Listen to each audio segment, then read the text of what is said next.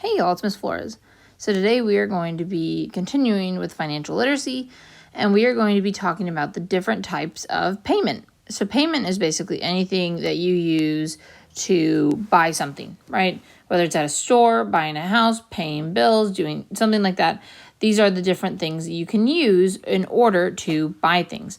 The types of payment that we're really used to using are cash, checks, and credit and debit cards. So let's first talk about checks. So a check is a written order directing the bank to pay money as instructed. So we have a check down below, and we can see that it is paid to the order of, so that is who is actually getting the check, right? And what the amount is written for. So we write it in number form, which would be like standard form. We also write the money in word form, and then we sign it. Our check will have numbers on it showing exactly what checking account it is coming from and what bank it is coming from. The amount that the check is written for gets withdrawn from your bank account balance when it is cashed by the payee. So the thing with checks is that checks don't come out of your bank account automatically. The check, whenever it is processed by the person that you gave it to, that's when it gets taken out of your account. So that can happen within days. It can happen in a month. It can happen whenever the person that receives the check decides to actually get it cashed.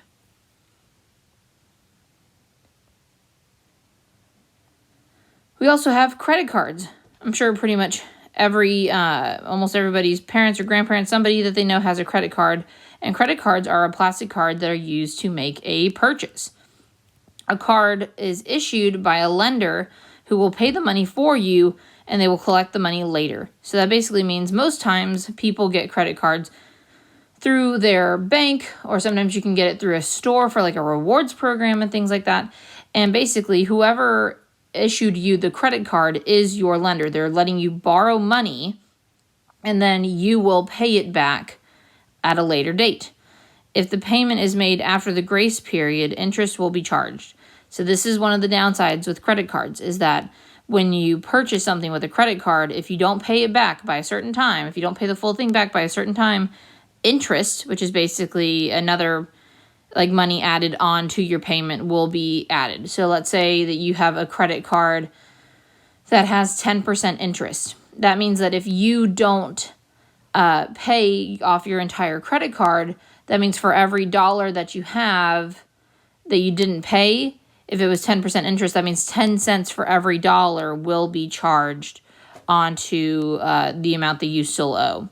So credit cards are a great thing if you have like an emergency, or you know that you're going to pay it off by a certain time, but you got to definitely be careful with them. Then you also have debit cards. Debit cards and credit cards look like the exact same thing. They're both plastic cards used to make a purchase. But the thing with a debit card is that a debit card is linked to a bank account, and that money is immediately withdrawn from the bank account linked to that card.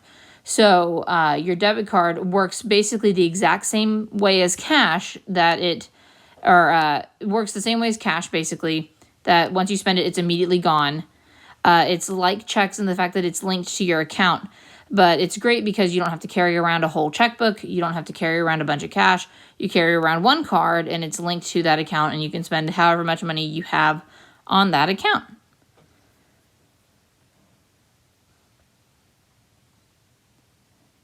And then the last one we're going to talk about is we're going to talk about electronic payments. So electronic payments kind of go along with like debit cards and credit cards, and that you do it online. But electronic payments are payments that are made directly from your bank account to a payee using the internet. So sometimes this is done through a credit card. Sometimes this is done through a debit card. Sometimes this is done through like third-party things like PayPal, if your parents have ever used PayPal, or if your parents have the Venmo app. These are, different things that you can link, that you can pay through to buy things on the internet or through apps. And they start with an They start with an arrangement you make with your bank to have funds withdrawn from your account and sent to a payee. So anytime you download an app like Venmo or PayPal or something like that, you agree that you are linking your bank account to this to PayPal or Venmo, and that they will, you can use them to make payments to either like friends or to buying other things online and things like that. So electronic payments are used a lot on the internet, and they are a great way to buy things online if you don't have a credit card or debit card, or you only have cash. All right, y'all, let's go ahead and take a look at today's assignment.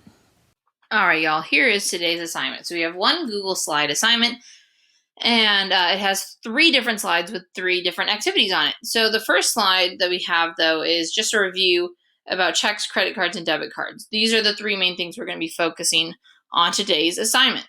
So if you want to just use this as like an extra kind of notes section to help you with the rest of the assignment, definitely go for it. On the second slide, we have checks, debit cards, and credit cards, and we are deciding what their advantages, which is basically like a pros and cons list, what their advantages are and disadvantages. So what are good things about them, and then what are bad things about them. We've got a list right here on the side, and what you're going to do is, you notice each one is labeled with a number. So A, B, C, D, E, F, G, and so on. So for checks, you would look for things that would be an advantage to having checks, right? An advantage to having checks could be that you are less likely to overspend, right? D, because you can't really overspend on a check, because if you do, it won't go through, and you can't write checks for money that you don't have. So you would put D as one of the answers. And you can use a letter more than once, and you don't have to use all the letters. So anything that you think is an advantage to checks, you would put in the advantage spot. Anything that you think is a disadvantage, you would put in the disadvantage spot. And you're going to do that for debit cards and credit cards as well. Slides 3 and 4, you have word problems. Some of the word problems we will have to solve, some of them not so much. A lot of them will be more of like vocabulary kind of questions. So number 1, we have name one method of payment that allows you to use money in your account, and one method that allows you to pay the amount at a later time. So think about checks, credit cards, and debit cards, and which one of those would allow you to use money that's already in your account, and what one allows you to pay it at a different time. And then we've also got some multiple choice problems here, as well as multiple choice right here. The ones that you'll actually have to solve using math would be questions 6, 7, and 8. They are multi-step problems a little bit. 7 and 8 are definitely multi-step problems, so make sure you take your time. And whatever questions we have that y'all want to go over when we meet back up later on today at our second meeting, we will definitely do that. Let me know if y'all have any questions, and I will talk to y'all later. Bye, guys. Have a great day.